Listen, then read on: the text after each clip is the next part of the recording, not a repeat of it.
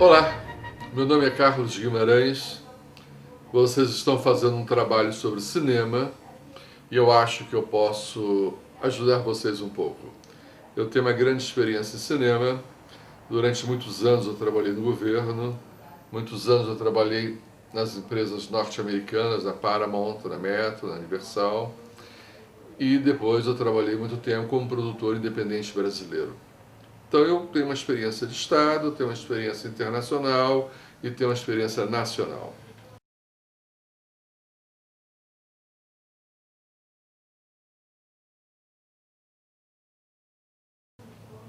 Na época do Estado, eu fui presidente do Instituto Nacional do Cinema e fui diretor da Embrafilme.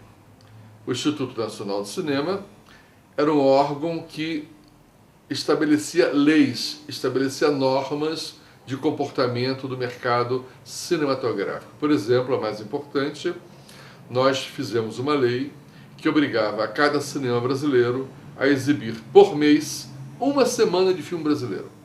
Ele podia passar 3 semanas de filme americano, mas ele tinha que passar uma semana de filme brasileiro. Isso deu um desenvolvimento ao cinema brasileiro imenso. Na Embrafilme, de 70 a 74, onde nós estivemos lá, era um banco de financiamento. Nós financiávamos os filmes, emprestava o dinheiro sem juros. Durante 3 anos ele não precisava pagar. Depois de 3 anos ele começava a pagar o seu empréstimo que havia feito. Com isso, o dinheiro ia para a mão do produtor, voltava para a Embrafilme emprestava para o outro produtor, aí o outro produtor pagava. Com isso, tinha sempre muito dinheiro para emprestar, muito dinheiro para fazer filmes. Ao emprestar o dinheiro, naturalmente que o produtor se preocupava em fazer filmes que desse dinheiro, porque ele tinha que pagar a dívida. Essa época onde a Embrafilme financiava foi a característica maior dos filmes mais pornochanchadas, que não tinham nada de pornô, eram filmes liberados.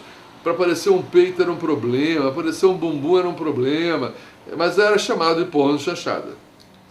Em 74, entra um novo presidente da Embrafilme, foi Roberto, e ele muda. Ele fala, agora a Embrafilme tem que ser sócia.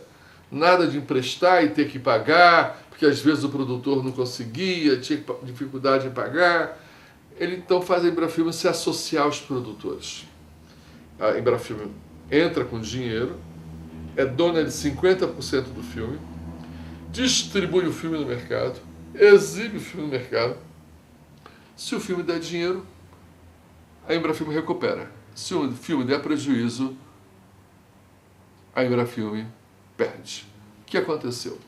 Na hora em que não era mais obrigado a devolver o dinheiro para a Embrafilme, os produtores começaram então a fazer filmes que não tinham a obrigação de ser filmes populares, filmes da cabeça. Infelizmente, houveram muitos filmes que não deram nenhum dinheiro. E isso levou à falência da Embrafilme. O cinema é o reflexo da cultura de um país. Você filma o cotidiano seu. Se no Brasil tem muita favela, tem que aparecer muita favela no cinema brasileiro. Se na Europa tem muito drama de angústia, os filmes europeus têm muito drama de angústia. Se na Itália a história é muito da máfia, você vai ver muitos filmes italianos falando da máfia. No Irã, no Japão, na Dinamarca. Então cada país reflete, o cinema de cada país reflete os problemas daquele país.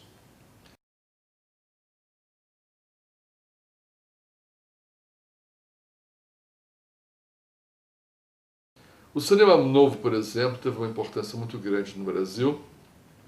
Na época nós estávamos numa ditadura muito grande e nós, então, os grandes diretores de cinema, como Glauber, ele mostrava a miséria, ele mostrava o Nordeste, ele mostrava o rico, mostrava o pobre e, através do seu texto, ele mostrava a grande injustiça que havia no país. Com a época da ditadura, foi proibido falar mal do governo. Na época da ditadura, não podia falar da miséria do Brasil. Na época da ditadura, não podia falar que o Brasil era ruim. Então, o cinema brasileiro caiu um pouco nas comédias, que foram chamadas de pornochanchadas. O cinema brasileiro caiu nos filmes históricos, que falavam da independência ou morte. O cinema do Brasil caiu, também teve o lado bom, caiu na literatura, onde fez Dona Flor, Jorge Amado, fizeram vários filmes sobre do Jorge Amado, Sagarana, quer dizer, aí começaram a resgatar os grandes escritores brasileiros, porque os filmes políticos não podiam ser feitos. Depois que acabou a ditadura, houve um problema interessante que coincidiu mais ou menos com o fechamento da Embrafilme. Aí houve uma crise violentíssima no cinema brasileiro. Não tinha Embrafilme para financiar,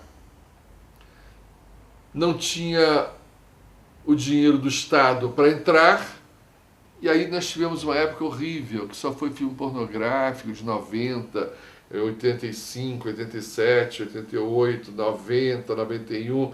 O cinema brasileiro, para competir com o americano, porque o grande problema é essa competição de mercado, ele buscava colocar no seu cinema aquilo que o cinema americano mostrava.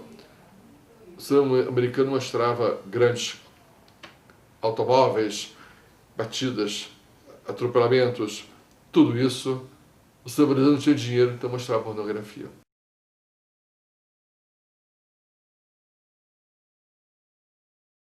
Graças a Deus, logo depois de 90 e poucos, teve a lei do audiovisual, a lei Rouanet, e há uma recuperação excelente do cinema brasileiro. Então, de 92, 93, 94, começa a recuperar o cinema brasileiro através dos longas-metragens feitos pela legislação moderna, que, por incrível que pareça, foi feita pelo Collor. Por incrível, Collor acaba a Embrafilme, porque a Embrafilme tinha se tornado deficitária ao extremo, e para substituir a Embrafilme, ele coloca uma legislação de incentivo fiscal, que foi a lei do audiovisual. E essa lei realmente, a partir desse momento, onde o produtor consegue pegar o seu projeto, correr atrás das empresas, pegar o dinheiro e fazer o seu filme, há uma recuperação imensa do cinema brasileiro. E de lá para cá, de Carlota Joaquina para cá, nós vemos a realidade do novo cinema brasileiro. Cinema esse que está conquistando o Brasil, cinema esse que está conquistando a Europa, os Estados Unidos. É bem focado na violência, porque a violência é o retrato do Brasil hoje. Tem produtores independentes que fazem coisas fantásticas, como diversos produtores do Nordeste. Tem o grandes diretores, Meirelles, por exemplo, que é um cara que faz filmes magníficos. Então o cinema brasileiro recuperou bastante com essa nova legislação de apoio, que é a legislação do audiovisual. E hoje nós temos condições de conquistar o mundo todo com essa legislação. Aliás, já fomos citados no Oscar várias vezes, o que é um bom fator.